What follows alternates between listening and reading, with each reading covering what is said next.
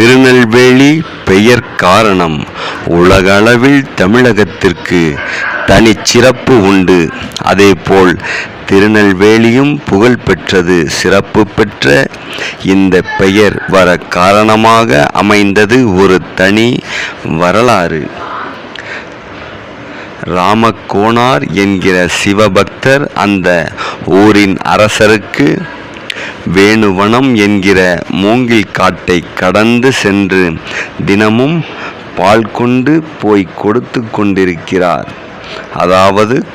கொண்டிருந்தார். இவர் அந்த காட்டின் வழியே வரும்போதெல்லாம் ஒரு இடத்தில் கால் இடறி பால்குடம் கீழே விழுந்து பால் சிதறும், பானை மட்டும் உடையாது. இப்படியே தினமும் நடந்து கொண்டிருந்தது. பால் குறைவதற்கு ராமக்கோனார் சொன்ன காரணம் கேட்டு அரசர் கோபமடைந்து சத்தம் போட்டார்.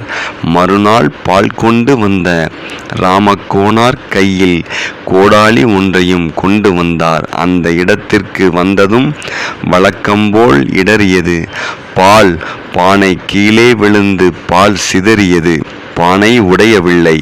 பூமிக்குள் புதைக்கப்பட்ட அல்லது வெட்டி எடுக்கப்பட்டது போக எஞ்சி நிற்கும் மூங்கில் கம்புகள்தான் தன் காலை இடறி விடுகிறது என்கிற எண்ணத்துடன் தன் கையில் கொண்டு வந்த கோடாரியால் அவற்றை அகற்றுவதற்காக வெட்டத் தொடங்கினார். அப்போது வெட்டப்பட்ட இடத்திலிருந்து இரத்தம் வெளியேறி பெருக்கெடுத்தது.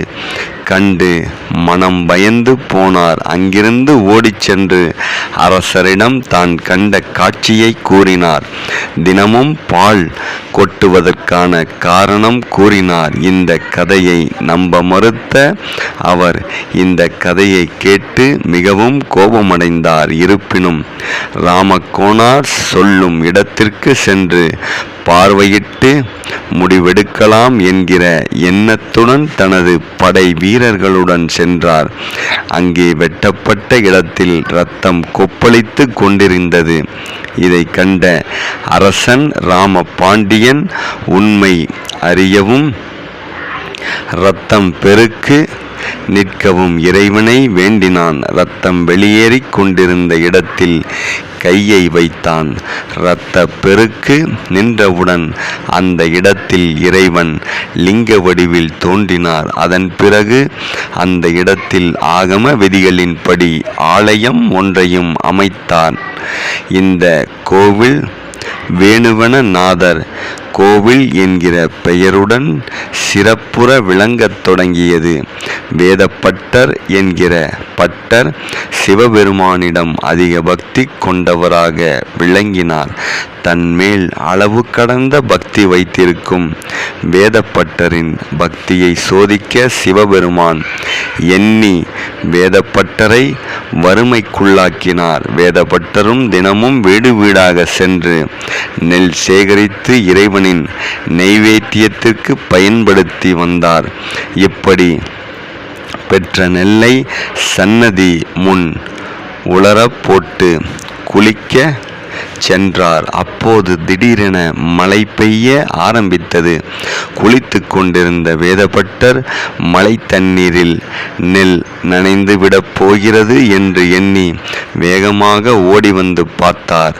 நெல்லை சுற்றி இருந்த மழை நீர் நெல்லை கொண்டு செல்லாதபடி இருப்பதையும் நடுவே நெல் வெயிலில் காய்ந்ததையும் கண்டு வியந்தார். மழை பெய்தும் நெல் நனையாததை கண்டு ஆச்சரியப்பட்ட வேதப்பட்டர் இந்த அதிசயத்தை அரசனிடம் தெரிவிக்க ஓடினார்.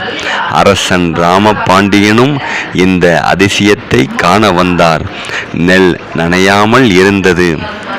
உலகிற்காக மழை பெய்வித்து வேதப்பட்டரின் நெல் மட்டும் நனையாது காத்த இறைவனின் சிறப்பை உணர்ந்து மெய் சிலிர்த்தார். உடனே நெல் நனையாது காத்த இறைவனின் திருநாமத்தை அன்று முதல் நெய்வேலி நாதர் என்று அழைக்கலானார். அதேபோல் அதுவரை வேணு வனம் என்றிருந்த அப்பகுதியை நெல்வேலி எனவும் மாற்றியமைத்தார். நெல்வேலி என்று அழைக்கப்பட்ட ஊர் தற்போது திருநெல்வேலியாக மாறிவிட்டது. நெல்வேலி நாதர் நெல்லையப்பர் என்று ஆகிவிட்டார். நெல்லுக்கு வேலியிட்டு காத்ததால் திருநெல்வேலி ஆகிவிட்டது. நன்றி, வணக்கம், வாழ்க வளமுடன்.